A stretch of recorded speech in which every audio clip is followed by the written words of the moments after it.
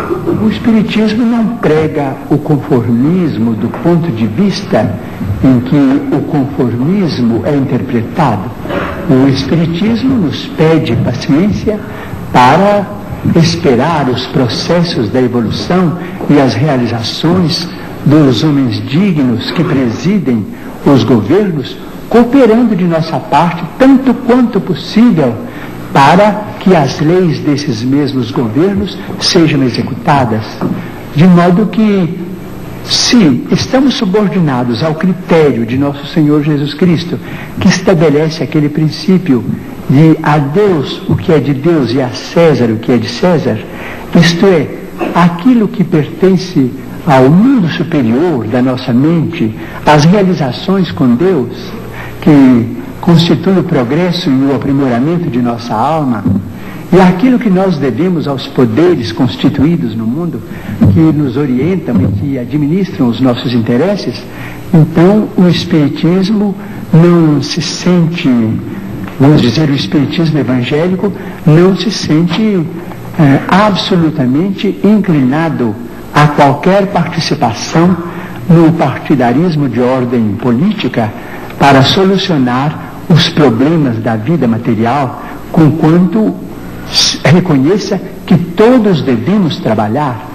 O Espiritismo nos ensina que se existe fome, não é por culpa da terra, assim como se o rio não tem culpa quando passamos por cima dele numa ponte cometendo um delito contra a higiene.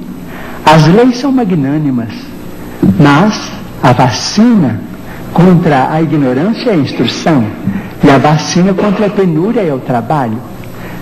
Em vez de, vamos dizer, de pedir melhoria de rendas, vamos pensar assim, conquanto todos precisemos do dinheiro, todos necessitamos do dinheiro como sangue de nossas realizações materiais e seiva da nossa civilização. Nós todos precisamos do dinheiro, seja ele apresentado de que forma for, em qualquer regime, porque o dinheiro é um documento daqueles que nos governam e que nos credenciam para o serviço aquisitivo onde estejamos.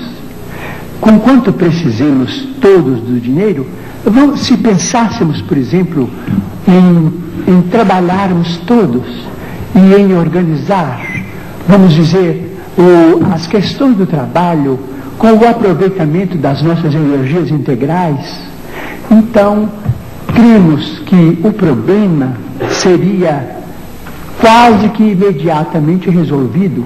Vamos dizer que na atualidade dessemos ou que venhamos a dar a liderança das empresas, a chefia das equipes, as inteligências juvenis, como vem acontecendo quase que em todos os países de vanguarda, mas sem desvalorizarmos a madureza que começa de 40, 45, 50 anos, colocando a madureza com seu discernimento a serviço da coletividade, proporcionando aos homens e às mulheres que já amadureceram na experiência física trabalho e mais trabalho, desde que eles tenham condições orgânicas compatíveis com essa necessidade, mas prestigiando a personalidade humana em sua condição de pessoa amadurecida no trabalho remunerado ou tão altamente remunerado quanto possível, nós resolveríamos o problema sem entrarmos em atrito com a autoridade legal. Eu me lembro, entre as suas obras, de algumas obras de psicografia que são bastante importantes do ponto de vista doutrinário para o Espiritismo. Por exemplo, Evolução em Dois Mundos. Eu me lembro que este livro foi escrito psicograficamente por você e pelo Dr. Valdo Vieira. Na ocasião você morava, se não me engano, em Pedro Leopoldo e o Dr. Valdo Vieira em Uberaba. Verdade. Os capítulos foram dados a vocês dois pelo mesmo autor espiritual que André Luiz, sendo que você não sabia qual o capítulo que o Valdo havia recebido e vice-versa. Bom, eu gostaria que você dissesse alguma coisa sobre isso.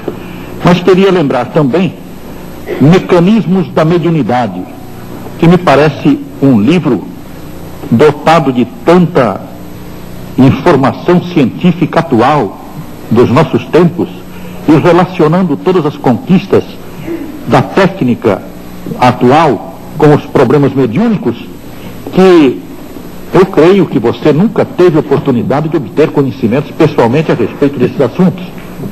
Eu gostaria que você nos dissesse alguma coisa sobre esses dois livros. O que eu posso dizer é que eu tenho a maior dificuldade para compreender esses dois livros, porque eles são baseados numa linguagem quase que inacessível à minha capacidade de entendimento, porque eles foram recebidos nas condições em que o nosso caro amigo professor Herculano Pires menciona, mas é o caso da mediunidade psicográfica. Eu não posso emitir juízo algum, porque o livro é mais para técnicos, em matéria de evolução e em matéria de comunicações neste mundo mesmo. Não posso emitir julgamento nenhum, porque não estou à altura. Para isso eu precisaria ter de mim mesmo uma diplomação acadêmica, Chico, para que o Espírito de Emmanuel encontrasse em mim recursos. Com licença, eu não pediria a você julgamento. Eu queria que você nos dissesse alguma coisa sobre a maneira por que eles foram escritos. De que maneira você recebeu, qual foi a motivação para que este Evolução em Dois Mundos, que é um livro que coloca o problema da evolução dentro do Espiritismo, relacionando o processo evolutivo no mundo material e no mundo espiritual, é um livro de profundo esclarecimento do problema evolutivo. E Mecanismos da Mediunidade, porque é um livro que traz um acréscimo enorme aos nossos conhecimentos possíveis no campo mediúnico. Eu gostaria que você dissesse quais foram as motivações, qual foi o seu trabalho nesse campo, o que você sentia quando escrevia, coisas assim. Eu sentia, naturalmente, um grande prazer em ser instrumento daquelas páginas, conquanto eu não as entendesse muito bem, remetia diretamente pelo correio ao companheiro que partilhava comigo da mesma experiência, em 2 dias convencionados da semana. Então ele também me mandava para Pedro Leopoldo, eu lia o que ele havia recebido, ele lia o que eu havia recebido e o livro continuou até o fim. Mas a esse respeito eu peço licença para lembrar um caso interessante. Em 1931, quando eu ia fazer 21 anos, o espírito de Augusto dos Anjos sentia muita dificuldade em escrever por meu intermédio.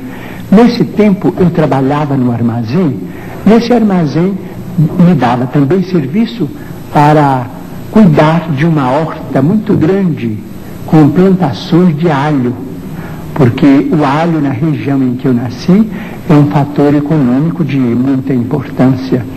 Então, depois das 6 da tarde, para mim era um prazer ir fazer a rega dos canteiros de alho, e os espíritos começavam a conversar comigo. Eu achava muito prazer naquelas horas, porque eu me isolava de todo o serviço do armazém para ficar plenamente à disposição dos espíritos amigos. Então ele começou a ditar uma poesia que está no Parnaso de Além-Túmulo, o primeiro livro da nossa mediunidade. Essa poesia se chama Vozes de uma Sombra. E ele começou a falar com aquelas palavras maravilhosas, muito técnicas. Eu com o regador na mão me custava compreender. E ele falava e falava que gostava de escrever no campo, e que aquela era uma hora em que ele queria ditar, para que eu ouvisse, para mim poder compreender na hora de escrever, que muitas vezes escrevo também como médium ouvinte.